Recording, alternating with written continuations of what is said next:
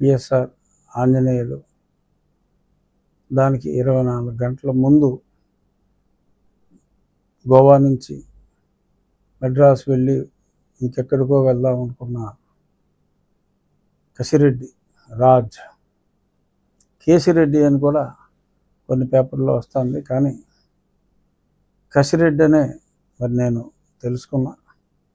So Kasireddy Raj Raj Kasireddy మరి దొరికి చాలా విషయాలు చెప్పడం జరిగింది. మరి ఎవరికి చేర్చారో ఆ 50 నుంచి 60 కోట్లు ప్రతి నెల, మరి అది కూడా కసిరెడ్డి గారు మరి చక్కగా చెప్పేశారు. సో నెక్స్ట్ ఏముంటుంది, మరి వారు ఎవరికి ఇచ్చారన్నారు, వారి నామం కూడా మరి ఎఫ్ఐఆర్లో వస్తుందా చూడాలి. డెఫినెట్గా వస్తుంది, టైం పట్టవచ్చు, దానికి కొన్ని అనుమతులు అవసరం కావచ్చు, డెఫినెట్గా జరుగుతుంది. అలాగే మరి పిఎస్ఆర్ ఆంజనేయులు గారు మరి సుధాకర్ గారు ఆర్గ్యూ చేస్తే అసలుకే మోసం వస్తుందని మరి ఈయన ఆర్గ్యూ చేసుకున్నారు. అయినప్పటికీ మరి చెరసాల తప్పలేదు. ఈరోజే చూసా, వారు బ్రాహ్మణులు కాబట్టి సంధ్యావందనం, పూజా ద్రవ్యాలు అన్నీ కూడా సమకూర్చాలని అడిగినట్టుగా, మంచిది, డెఫినెట్గా సంధ్యావందనం, సూర్య నమస్కారం, భగవంతునికి పూజ, ఇవన్నీ ప్రతివాడికి అవసరమే. సంధ్యావందనం అంటే బ్రాహ్మణులే చేస్తారనుకోండి, బట్ అది మంచి ప్రక్రియ. మరి అంత మంచి ప్రక్రియలు చేసేవాళ్ళు ఇటువంటి వెధవ పనులు ఎందుకు చేస్తారనేదే ఎవరికి అర్థం కాని పజిల్ అది. మరి చాలా స్పష్టంగా కింద అధికారులు చెప్పారు. మరి ఆయన పోలీసుల దగ్గర చెప్పినప్పుడు అమ్మాయి ఎవరో కూడా, జత్మలాని ఎవరో కూడా తెలియదన్నారు.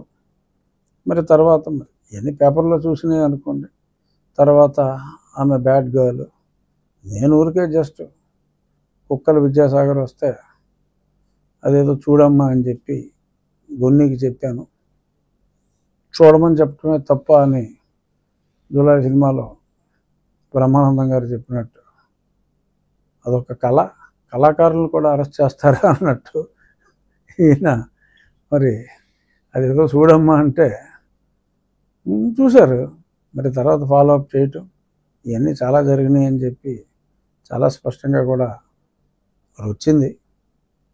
సరే, ప్రస్తుతానికైతే 14 రోజులు రిమాండ్. మరి ఆ వరుసలో మరి నా కేసులో కూడా సూత్రధారుల్లో వారు ఉన్నారన్నది సుస్పష్టం. సో మరి ఆ పాత్ర కూడా రావచ్చు. ఇంకా మరి ఏపీపీఎస్సీ అని ఇంకే కొన్ని వ్యవహారాల్లో ఆయన ఉన్నట్టుగా నిత్య సంధ్యావధాని మరి వారు ఉన్నట్టుగా కూడా అదే పేపర్లో రిపోర్ట్స్ వస్తున్నాయి.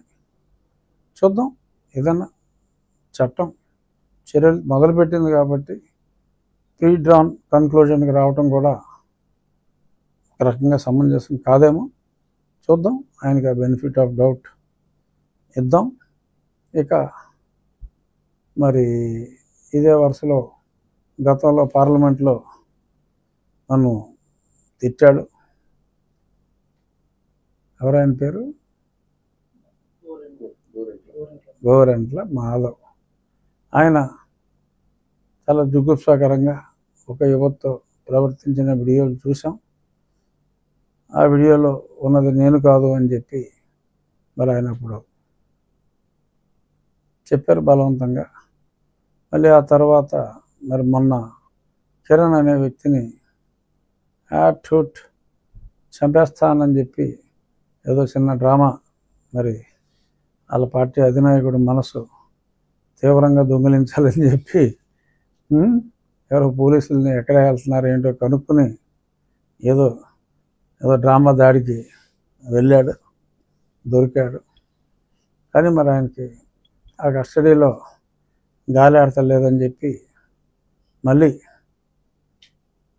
మరి గతంలో అయితే పూర్తిగా నగ్నమనే అవతారం ఎత్తినట్టుగా కోర్స్ ఖండించారనుకోండి. ఇప్పుడైతే చొక్కా ప్యాంట్ ఇప్పేసి మరి ఆయన అండర్వేర్తో నా గాలి ఆడతలేదు, మరి నేనేం చేయనని చెప్పి పోలీసులు ఎదుట మరి ఆయన బైఠాయించినట్టుగా చూసాం. మరి ఇటువంటి నీచ సంస్కృతి కలవారిని మరి ఆ సాక్షి యాజమాన్యం మరి ఎందుకని అలాగా పెంచి పోషిస్తుందనేది ఎవరికి అర్థం కాదు. ఒకటేంటంటే సాక్షి వారికి కృతజ్ఞతలు చెప్పాల్సిన అవసరం ఉంది. ఆయన అండర్వేర్లో ఉన్న ఆ ఫోటో సాక్షి పేపర్లో రెడ్ బుక్ దుర్మార్గం అని చెప్పి మరి ఈయన 95% నగ్నావతారం పేపర్లో వేయినందుకు సాక్షి యాజమాన్యాన్ని ఈ ఒక్క విషయంలో మటుకు అభినందిస్తున్నా.